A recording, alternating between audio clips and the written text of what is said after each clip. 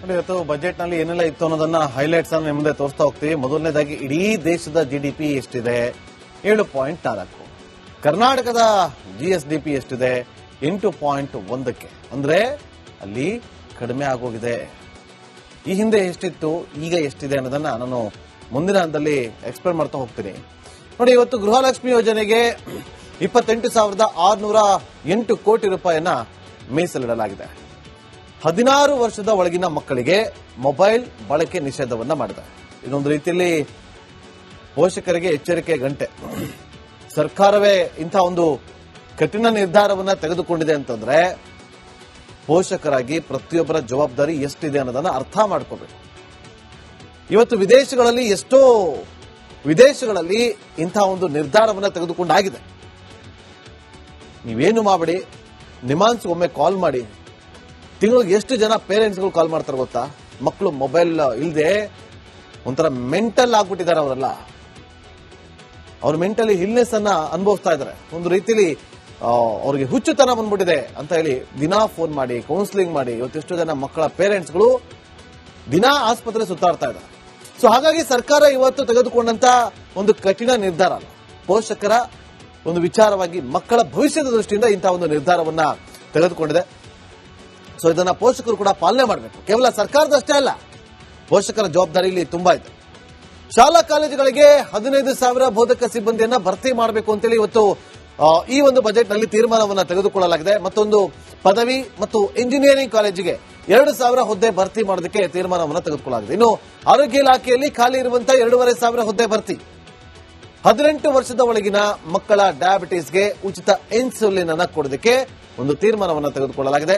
ಶೈಕ್ಷಣಿಕ ಮತ್ತು ಸಾಮಾಜಿಕ ದೌರ್ಜನ್ಯ ತಡೆಗೆ ವೇಮೂಲು ಕಾಯ್ದೆಯನ್ನು ತರಲಾಗಿದೆ. ಕಾರವಾರ, ಯಾದಗಿರಿಯಲ್ಲಿ ಸೂಪರ್ ಸ್ಪೆಷಾಲಿಟಿ ಆಸ್ಪತ್ರೆ ಬರುತ್ತೆ. ವಿಕ್ಟೋರಿಯಾ ಆಸ್ಪತ್ರೆ, ಇನ್ನು ಶಾಂತವೇರಿ ಗೋಪಾಲಗೌಡ ಆಸ್ಪತ್ರೆ ಅಂತ ಆಗುತ್ತೆ. ಮರುನಾಮಕರಣ ಮಾಡ್ತಾರೆ. ನಕಲಿ ಬೀಜ ಕೀಟನಾಶಕ್ಕೆ ಆ ಒಂದು ಜಾಲ ಇತ್ತಲ್ಲ, ಅದನ್ನ ಬ್ರೇಕ್ ಹಾಕಬೇಕು, ಆ ಜಾಲಕ್ಕೆ ಬ್ರೇಕ್ ಹಾಕಬೇಕು ಅಂತೇಳಿ ತೀರ್ಮಾನವನ್ನ ತೆಗೆದುಕೊಳ್ಳಲಾಗಿದೆ. ಇದು ರೈತರ ಹಿತದೃಷ್ಟಿಯಿಂದ ಗಮನದಲ್ಲಿಟ್ಟುಕೊಂಡು ಇಂತಹ ಒಂದು ನಿರ್ಧಾರವನ್ನ ತೆಗೆದುಕೊಂಡಿದ್ದಾರೆ. ಇವತ್ತು ಎಷ್ಟೋ ಜನ ರೈತರು ಸಾಲ ಸೋಲ ಮಾಡಿ ಅಲ್ಲೋಗಿ ಕೃಷಿ ಇಲಾಖೆಯಿಂದನೋ ಅಥವಾ ಎಲ್ಲೋ ಒಂದು ಅಂಗಡಿಯಿಂದನೋ ಬೀಜಗಳು ತರ್ತಾರೆ, ಬಿತ್ತನೆ ಮಾಡ್ತಾರೆ. ನೋಡಿದ್ರೆ ಅದು ನಕಲಿ ಬೀಜ. ಆಯ್ತು, ಹೆಂಗೋ ಕಷ್ಟಪಟ್ಟು ಏನೋ ನೀರು ಉಣಿಸಿ ಬೆವರು ಸುರಿಸಿ ಅದನ್ನ ಬೆಳೆಸ್ತಾರೆ. ಬೆಳೆಸಾದ್ಮೇಲೆ ಅದಕ್ಕೆ ಕೀಟನಾಶಕ ಸಿಂಪಡಣೆ ಮಾಡ್ತಾರಲ್ಲ, ಅದು ಕೂಡ ನಕಲಿ.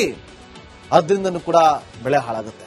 ಇಂಥ ಒಂದು ಎಲ್ಲ ಒಂದ್ ಕಡೆ ಮಾರ್ಕೆಟ್ ಅಲ್ಲಿ ನಕಲಿ ಬೀಜ ಮತ್ತು ಕೀಟನಾಶಕಗಳು ಅತಿ ಹೆಚ್ಚಾಗಿ ಸಿಗ್ತಾ ಇದೆ. ರೈತರು ಆಮೇಲೆ ಯೋಚನೆ ಮಾಡಬೇಕು, ಎಲ್ಲೆಲ್ಲೋ ತಗೋಬಾರ್ದು, ಕೃಷಿ ಇಲಾಖೆಯಿಂದಲೇ ತಗೋಬೇಕು. ಕೃಷಿ ಇಲಾಖೆ ಸಾಕಷ್ಟು ನಿಮಗೆ ಮಾಹಿತಿಗಳನ್ನ ಕೊಡ್ತಾ ಇರುತ್ತೆ. ಇಂಥ ಒಂದು ನಕಲಿ ಬೀಜ, ನಕಲಿ ಕೀಟನಾಶಕ ಮಾರುವಂತ ನಕಲಿ ಜಾಲಕ್ಕೆ ನೀವು ಮಾರು ಹೋಗಬಾರ್ದು.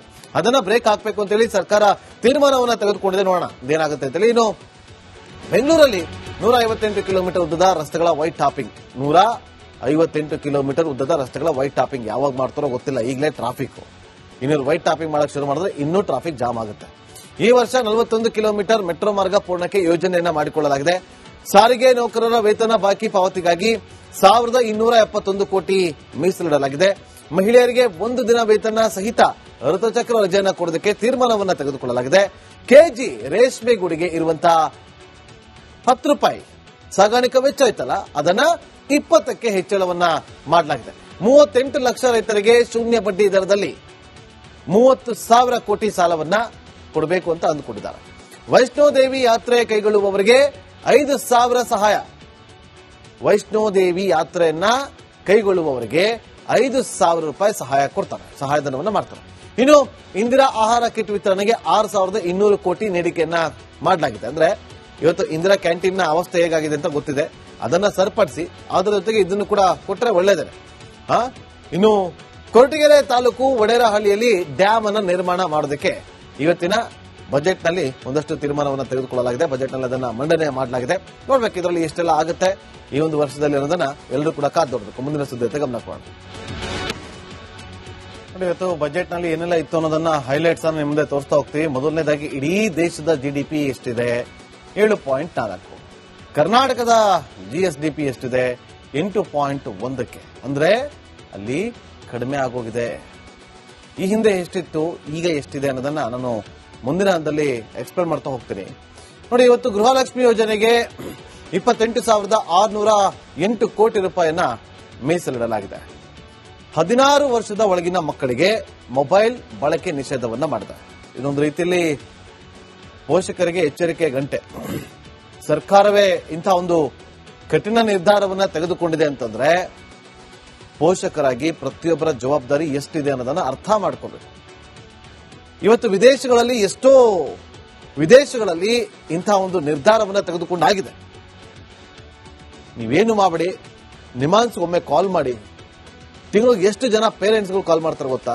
ಮಕ್ಕಳು ಮೊಬೈಲ್ ಇಲ್ಲದೆ ಒಂಥರ ಮೆಂಟಲ್ ಆಗ್ಬಿಟ್ಟಿದ್ದಾರೆ. ಅವರೆಲ್ಲ ಅವ್ರ ಮೆಂಟಲಿ ಇಲ್ನೆಸ್ ಅನ್ನ ಅನುಭವಿಸ್ತಾ ಇದ್ದಾರೆ. ಒಂದು ರೀತಿಯಲ್ಲಿ ಅವ್ರಿಗೆ ಹುಚ್ಚುತನ ಬಂದ್ಬಿಟ್ಟಿದೆ ಅಂತ ಹೇಳಿ ದಿನಾ ಫೋನ್ ಮಾಡಿ ಕೌನ್ಸಿಲಿಂಗ್ ಮಾಡಿ ಇವತ್ತೆಷ್ಟು ಜನ ಮಕ್ಕಳ ಪೇರೆಂಟ್ಸ್ಗಳು ದಿನಾ ಆಸ್ಪತ್ರೆ ಸುತ್ತಾಡ್ತಾ ಇದ್ದಾರೆ. ಸೊ ಹಾಗಾಗಿ ಸರ್ಕಾರ ಇವತ್ತು ತೆಗೆದುಕೊಂಡಂತ ಒಂದು ಕಠಿಣ ನಿರ್ಧಾರ ಅಲ್ಲ, ಪೋಷಕರ ಒಂದು ವಿಚಾರವಾಗಿ ಮಕ್ಕಳ ಭವಿಷ್ಯದ ದೃಷ್ಟಿಯಿಂದ ಇಂತಹ ಒಂದು ನಿರ್ಧಾರವನ್ನ ತೆಗೆದುಕೊಂಡಿದೆ. ಸೊ ಇದನ್ನ ಪೋಷಕರು ಕೂಡ ಪಾಲನೆ ಮಾಡಬೇಕು. ಕೇವಲ ಸರ್ಕಾರದಷ್ಟೇ ಅಲ್ಲ, ಪೋಷಕರ ಜವಾಬ್ದಾರಿ ಇಲ್ಲಿ ತುಂಬಾ ಇದೆ.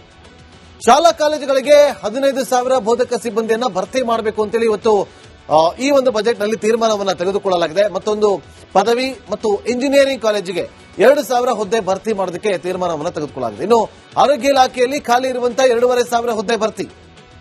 18 ವರ್ಷದ ಒಳಗಿನ ಮಕ್ಕಳ ಡಯಾಬಿಟಿಸ್ಗೆ ಉಚಿತ ಇನ್ಸುಲಿನ್ ಅನ್ನು ಕೊಡೋದಕ್ಕೆ ಒಂದು ತೀರ್ಮಾನವನ್ನು ತೆಗೆದುಕೊಳ್ಳಲಾಗಿದೆ. ಶೈಕ್ಷಣಿಕ ಮತ್ತು ಸಾಮಾಜಿಕ ದೌರ್ಜನ್ಯ ತಡೆಗೆ ವೇಮೂಲು ಕಾಯ್ದೆಯನ್ನು ತರಲಾಗಿದೆ. ಕಾರವಾರ, ಯಾದಗಿರಿಯಲ್ಲಿ ಸೂಪರ್ ಸ್ಪೆಷಾಲಿಟಿ ಆಸ್ಪತ್ರೆ ಬರುತ್ತೆ. ವಿಕ್ಟೋರಿಯಾ ಆಸ್ಪತ್ರೆ, ಇನ್ನು ಶಾಂತವೇರಿ ಗೋಪಾಲಗೌಡ ಆಸ್ಪತ್ರೆ ಅಂತ ಆಗುತ್ತೆ. ಮರುನಾಮಕರಣ ಮಾಡ್ತಾರೆ. ನಕಲಿ ಬೀಜ ಕೀಟನಾಶಕ್ಕೆ ಆ ಒಂದು ಜಾಲ ಇತ್ತಲ್ಲ, ಅದನ್ನ ಬ್ರೇಕ್ ಹಾಕಬೇಕು, ಆ ಜಾಲಕ್ಕೆ ಬ್ರೇಕ್ ಹಾಕಬೇಕು ಅಂತೇಳಿ ತೀರ್ಮಾನವನ್ನ ತೆಗೆದುಕೊಳ್ಳಲಾಗಿದೆ. ಇದು ರೈತರ ಹಿತದೃಷ್ಟಿಯಿಂದ ಗಮನದಲ್ಲಿಟ್ಟುಕೊಂಡು ಇಂತಹ ಒಂದು ನಿರ್ಧಾರವನ್ನ ತೆಗೆದುಕೊಂಡಿದ್ದಾರೆ. ಇವತ್ತು ಎಷ್ಟೋ ಜನ ರೈತರು ಸಾಲ ಸೋಲ ಮಾಡಿ ಅಲ್ಲೋಗಿ ಕೃಷಿ ಇಲಾಖೆಯಿಂದನೋ ಅಥವಾ ಇಲ್ಲೊಂದು ಅಂಗಡಿಯಿಂದನೋ ಬೀಜಗಳು ತರ್ತಾರೆ, ಬಿತ್ತನೆ ಮಾಡ್ತಾರೆ. ನೋಡಿದ್ರೆ ಅದು ನಕಲಿ ಬೀಜ.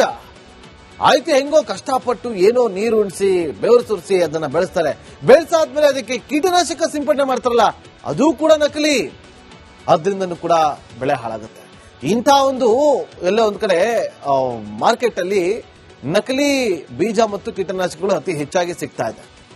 ರೈತರು ಆಮೇಲೆ ಯೋಚನೆ ಮಾಡಬೇಕು, ಎಲ್ಲೆಲ್ಲೋ ತಗೋಬಾರ್ದು, ಕೃಷಿ ಇಲಾಖೆಯಿಂದಲೇ ತಗೋಬೇಕು. ಕೃಷಿ ಇಲಾಖೆ ಸಾಕಷ್ಟು ನಿಮ್ಗೆ ಮಾಹಿತಿಗಳನ್ನ ಕೊಡ್ತಾ ಇರುತ್ತೆ. ಇಂಥ ಒಂದು ನಕಲಿ ಬೀಜ, ನಕಲಿ ಕೀಟನಾಶಕ ಮಾರುವಂತ ನಕಲಿ ಜಾಲಕ್ಕೆ ನೀವು ಮಾರು ಹೋಗಬಾರ್ದು. ಅದನ್ನ ಬ್ರೇಕ್ ಹಾಕಬೇಕು ಅಂತ ಹೇಳಿ ಸರ್ಕಾರ ತೀರ್ಮಾನವನ್ನ ತೆಗೆದುಕೊಂಡಿದೆ. ನೋಡೋಣ ಏನಾಗುತ್ತೆ ಅಂತ ಹೇಳಿ. ಇನ್ನು ಬೆಂಗಳೂರಲ್ಲಿ 158 ಕಿಲೋಮೀಟರ್ ಉದ್ದದ ರಸ್ತೆಗಳ ವೈಟ್ ಟಾಪಿಂಗ್. 158 ಕಿಲೋಮೀಟರ್ ಉದ್ದದ ರಸ್ತೆಗಳ ವೈಟ್ ಟಾಪಿಂಗ್ ಯಾವಾಗ ಮಾಡ್ತಾರೋ ಗೊತ್ತಿಲ್ಲ. ಈಗಲೇ ಟ್ರಾಫಿಕ್ ಇನ್ನೂರು ವೈಟ್ ಟಾಪಿಂಗ್ ಮಾಡಕ್ಕೆ ಶುರು ಮಾಡಿದ್ರೆ ಇನ್ನೂ ಟ್ರಾಫಿಕ್ ಜಾಮ್ ಆಗುತ್ತೆ. ಈ ವರ್ಷ 41 ಕಿಲೋಮೀಟರ್ ಮೆಟ್ರೋ ಮಾರ್ಗ ಪೂರ್ಣಕ್ಕೆ ಯೋಜನೆಯನ್ನ ಮಾಡಿಕೊಳ್ಳಲಾಗಿದೆ. ಸಾರಿಗೆ ನೌಕರರ ವೇತನ ಬಾಕಿ ಪಾವತಿಗಾಗಿ 1,271 ಕೋಟಿ ಮೀಸಲಿಡಲಾಗಿದೆ. ಮಹಿಳೆಯರಿಗೆ 1 ದಿನ ವೇತನ ಸಹಿತ ಋತುಚಕ್ರ ರಜೆಯನ್ನ ಕೊಡೋದಕ್ಕೆ ತೀರ್ಮಾನವನ್ನ ತೆಗೆದುಕೊಳ್ಳಲಾಗಿದೆ. ಕೆಜಿ ರೇಷ್ಮೆ ಗೂಡಿಗೆ ಇರುವಂತಹ 10 ರೂಪಾಯಿ ಸಾಗಾಣಿಕಾ ವೆಚ್ಚ ಐತಲ್ಲ, ಅದನ್ನ 20ಕ್ಕೆ ಹೆಚ್ಚಳವನ್ನ ಮಾಡಲಾಗಿದೆ. 38 ಲಕ್ಷ ರೈತರಿಗೆ ಶೂನ್ಯ ಬಡ್ಡಿ ದರದಲ್ಲಿ 30,000 ಕೋಟಿ ಸಾಲವನ್ನ ಕೊಡಬೇಕು ಅಂತ ಅಂದುಕೊಂಡಿದ್ದಾರೆ. ವೈಷ್ಣೋದೇವಿ ಯಾತ್ರೆ ಕೈಗೊಳ್ಳುವವರಿಗೆ 5,000 ಸಹಾಯ. ವೈಷ್ಣೋದೇವಿ ಯಾತ್ರೆಯನ್ನ ಕೈಗೊಳ್ಳುವವರಿಗೆ 5,000 ರೂಪಾಯಿ ಸಹಾಯ ಕೊಡ್ತಾರೆ, ಸಹಾಯಧನವನ್ನ ಮಾಡ್ತಾರೆ. ಇನ್ನು ಇಂದಿರಾ ಆಹಾರ ಕಿಟ್ ವಿತರಣೆಗೆ 6,200 ಕೋಟಿ ನೀಡಿಕೆಯನ್ನ ಮಾಡಲಾಗಿದೆ. ಅಂದ್ರೆ ಇವತ್ತು ಇಂದಿರಾ ಕ್ಯಾಂಟೀನ್ ಅವಸ್ಥೆ ಹೇಗಾಗಿದೆ ಅಂತ ಗೊತ್ತಿದೆ, ಅದನ್ನ ಸರಿಪಡಿಸಿ ಅದರ ಜೊತೆಗೆ ಇದನ್ನು ಕೂಡ ಕೊಟ್ಟರೆ ಒಳ್ಳೇದೇನೆ. ಇನ್ನು ಕೊರಟಗೆರೆ ತಾಲೂಕು ವಡೇರಹಳ್ಳಿಯಲ್ಲಿ ಡ್ಯಾಮ್ ಅನ್ನ ನಿರ್ಮಾಣ ಮಾಡೋದಕ್ಕೆ ಇವತ್ತಿನ ಬಜೆಟ್ ನಲ್ಲಿ ಒಂದಷ್ಟು ತೀರ್ಮಾನವನ್ನು ತೆಗೆದುಕೊಳ್ಳಲಾಗಿದೆ. ಬಜೆಟ್ ನಲ್ಲಿ ಅದನ್ನ ಮಂಡನೆ ಮಾಡಲಾಗಿದೆ. ನೋಡ್ಬೇಕು ಇದರಲ್ಲಿ ಎಷ್ಟೆಲ್ಲ ಆಗುತ್ತೆ ಈ ಒಂದು ವರ್ಷದಲ್ಲಿ ಅನ್ನೋದನ್ನ ಎಲ್ಲರೂ ಕೂಡ ಕಾದು ನೋಡಬೇಕು. ಮುಂದಿನ ಸುದ್ದಿ ಗಮನ ಕೊಡೋಣ.